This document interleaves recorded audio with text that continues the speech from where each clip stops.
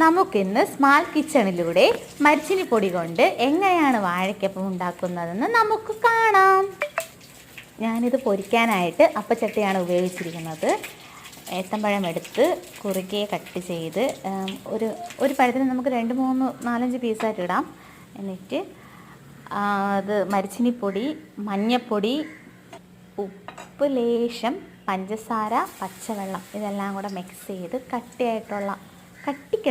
കട്ടിയിട്ടെടുത്തിട്ട് അതിലോട്ട് അരിഞ്ഞു വെച്ച വാഴപ്പഴം ഇട്ടിട്ട് അതിനെ നമ്മൾ എണ്ണയിലോട്ട് ഇടണം.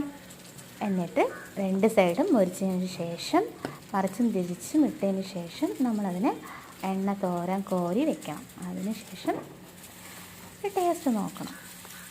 പിന്നെ വേറൊരു കാര്യം, നല്ല മുരാന്ന് തന്നെ എടുക്കണം. അപ്പം നല്ല ക്രിസ്പി ആയിട്ടിരിക്കും നമ്മൾ തിന്നുമ്പോൾ. ഓക്കേ,